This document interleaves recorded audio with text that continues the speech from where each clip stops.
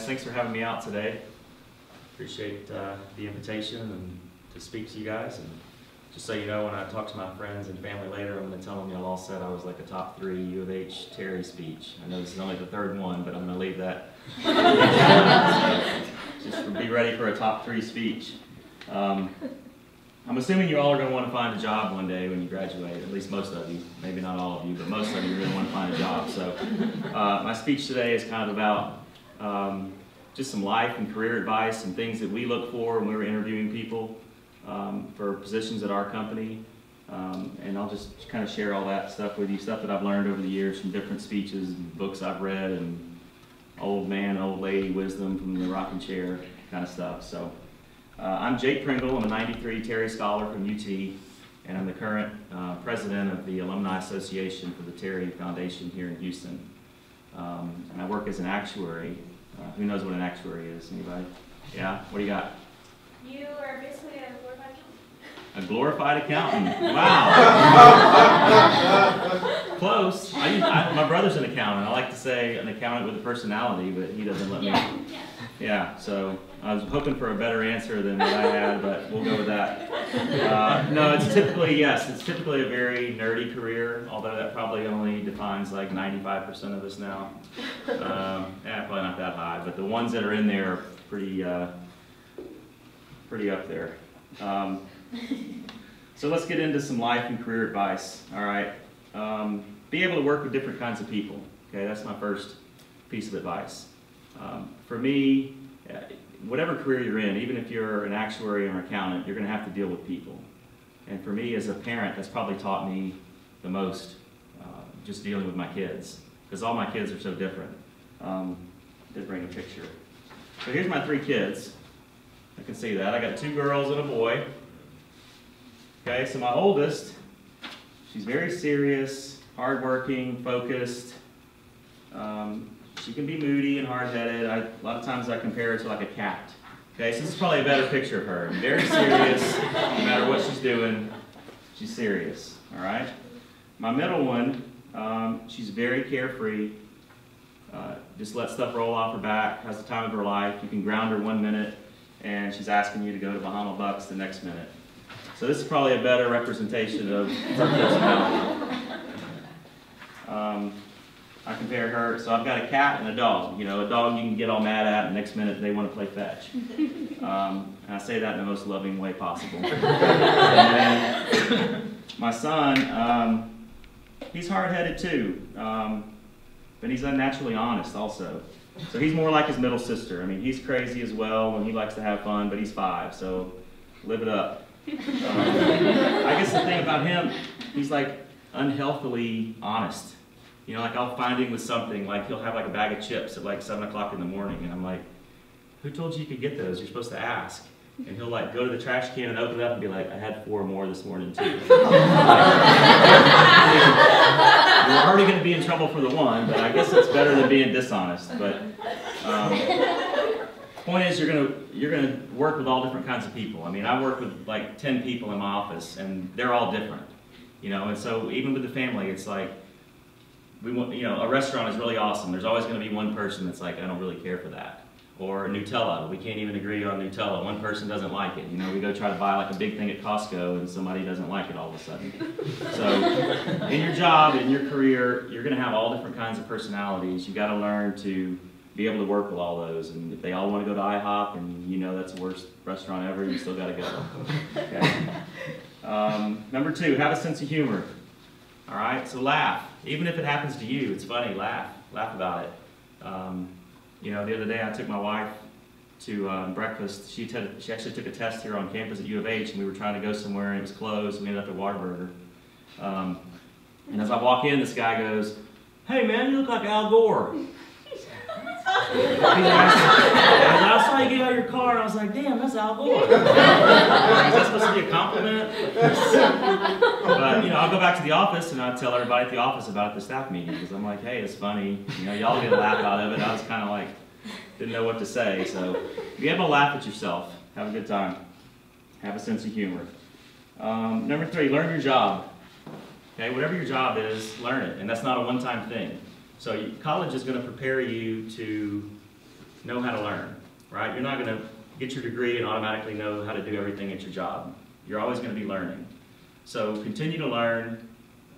Make sure that that's part of your, know what your job is. Make sure your coworkers can come to you with questions that they have and information that they need, okay? My mom was really good about making me want to be a lifetime learner, okay? She was always giving me like bits of information to retain. You know, most of the time it was like something off of Oprah, but still, it was, you know, hey, you look down to the left when you said that, Oprah says that means you're lying. I'm like, okay. But actually use that, you know, like if I know somebody well enough and they're telling me something and I'm not sure if they're being true, I'll say that. So I try with my kids too, but they typically just blow me off. And, although my son did come home the other day from school and was like, Dad, did you know an armadillo can hold his breath for 6 minutes? I was like, I don't know, but I'm proud of you for remembering that information and saving it. So, learn your job and remember it's not a one-time thing. Do what you say you're going to do. Okay, again, when we're interviewing people and we're looking for people to join our team, we want to know, are you going to do what you say you're going to do? Are you going to get it done? Is it going to be done in a timely fashion? Can we depend on you? If you're not going to be able to do it, can you tell us that you're not going to be able to do it? All right? Make sure that if you say you can do it, we can depend on you to do it. If I have to call somebody's references, that's the kind of question I'm going to ask them. You know, can we depend on that person to get done what they said they were going to get done? Share your successes. Okay, it's natural for you when you do something good to think, man, I did all that myself. But no matter how significant the accomplishment is or insignificant, there was always somebody that helped you out. Okay, especially at work or at school. Okay, so make sure you share your successes. Talk to the people, give them compliments, compliment them in front of other people that, hey, this guy helped me do that. If somebody's complimenting you, take some of that and give it to other people that helps you get to where you need to be. Okay, my dad does that really well. You know, he's first to tell everybody else that they really did the job well. So it's a lesson that I've seen throughout my life that he's done, even though everybody knows it was mostly his doing. It's got him far in his career as well. So share your successes and admit your mistakes. Last one, challenge yourself. Okay, other people can try to motivate you and push you to do different things, but really it's you that can challenge yourself. Okay, I like to think back to like Tom Brady. He's the one I always think about. And he was drafted in the 6th round, and he was like, you know what? I'm going to push. I'm going to motivate myself. I'm going to find something to continue to motivate me to make myself the best.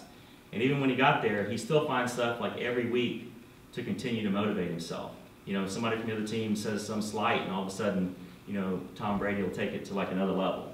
So it's something that you got to continue to do, and it's got to be something you find in yourself. Okay. When I was in high school, I worked at HEB. I was a sacker, and then I moved to a checker. And when I moved to a checker, it was like they had these reports, like RPMs, like how many rings per minute did you get. And so they would print out these reports every once in a while and give you your ranking. And I was like in the middle of the pack. I was like, I don't care. I mean, what's the motivation? And then one day, some manager, I swear she didn't know what she was doing. She was like, huh, everybody thought she'd be like the best checker, and all of a sudden you're like middle of the pack. And I was like, oh, it's a challenge. Okay. So from that point on, it was like, man, I was like, hurry up, lady, give me your coupons. I was like, gotta get this thing done. So from that point on, I was like, I was closer to the top, and they'd give you like free eggs and ice cream, which I was like, I don't really care about that. I just wanted to be first. So challenge yourself, all right? So be able to work with different types of people, have a sense of humor, learn your job, do what you say you're going to do, share your success, and challenge yourself, all right? So besides that, whenever we're interviewing people, what do we look for besides technical skill? I mean, depending on your career, you have to have some kind of technical skills. But beyond that, what are we looking for? We're looking for the drive and the motivation. Are you excited to be there? Do you look like you really care about the career you're pursuing? Are you interested in this company? You know, those kind of, the self-starter type. Again, you're Terry Scholars. The same stuff that made you a Terry Scholar is going to make you a good candidate at an interview. Okay? Your drive and your motivation. Don't be afraid to ask questions. This is during the interview and after we've hired you. I always ask every person I interview, don't be afraid to ask questions. Now, no matter how annoyed you think somebody's going to be when they're in their office working on their own stuff, you've got to be able to go in there and ask questions. Now that comes with a counter of, don't just blindly come in and ask me a question. Don't be like my kids playing hide and go seek where they're like 7, 8, 9, 10, ready or not, here I come, give me a clue. You know, it's like, you didn't even look. You know, so if you're going to come ask a question, show me that you did something first, right? Show me you tried your research. Hey, I went and pulled this document and it looks like this is it, but I'm not sure, can you help me? Or I didn't see it in here and this is where I expected to see it. Okay, show somebody you tried before you go ask questions, but don't be afraid to ask those questions. If you have a low GPA when you graduate, have a story. Okay, in some careers it probably doesn't matter, in ours it does, because we don't have anything else to go on. The actuaries, the accountants, they're going to want to know what your GPA is. Okay, and so for us, if we don't have anything else to go on, we're like, well, were you able to excel at the task? Whether you did it through studying really hard, you're naturally smart, or you bugged your professors, either way, you got it done. And that's what we want. We want somebody that can get it done. But if for some reason your GPA is lower, have a story.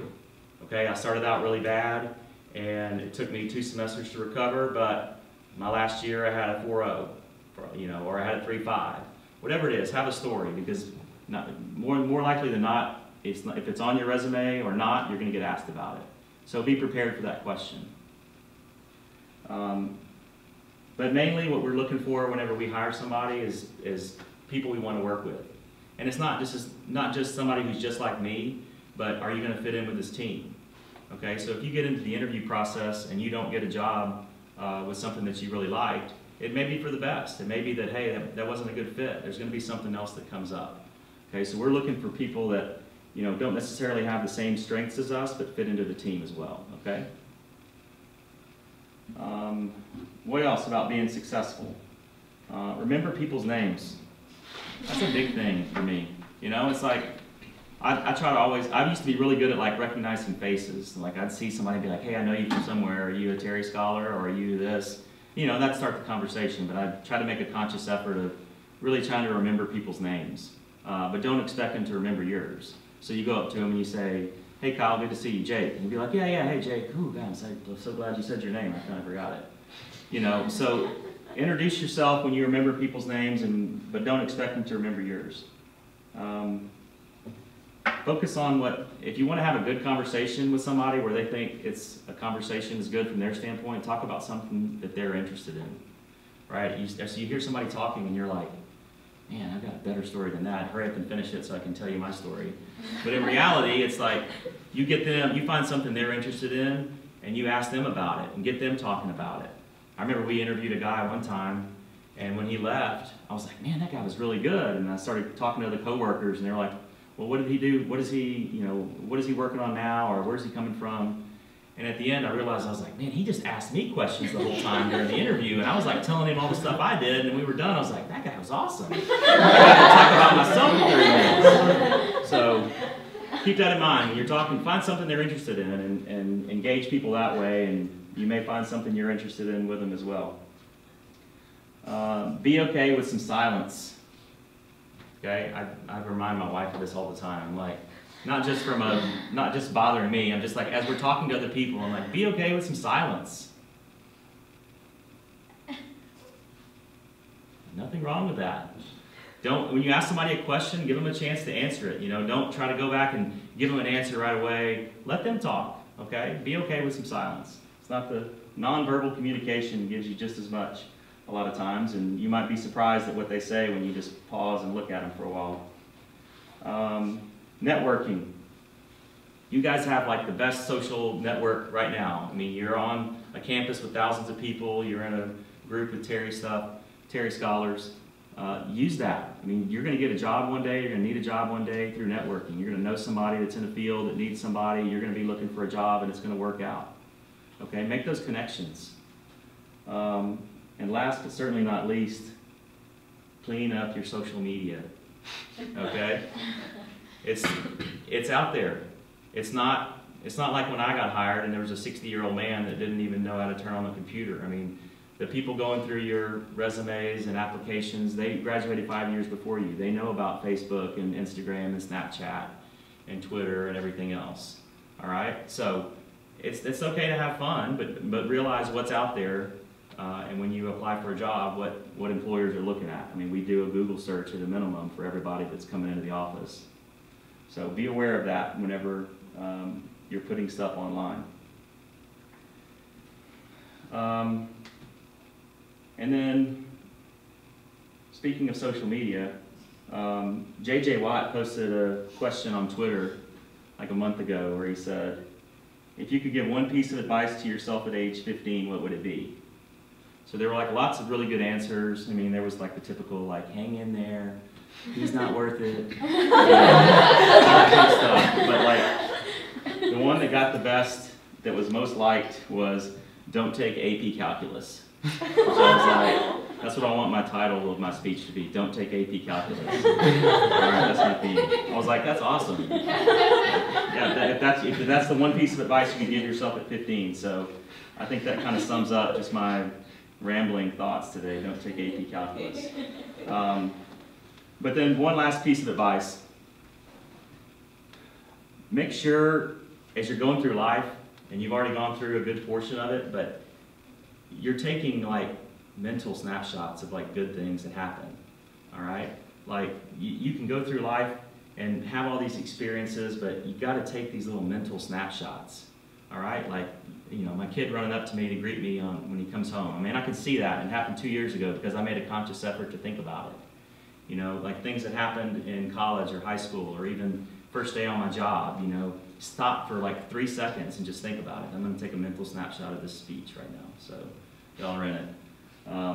So just remember to savor that stuff, okay? That's stuff that times are bad, you're going to think back to some occasion like that, and it's going to bring you some good memories. So thank you guys for having me out to speak today, and good luck to you.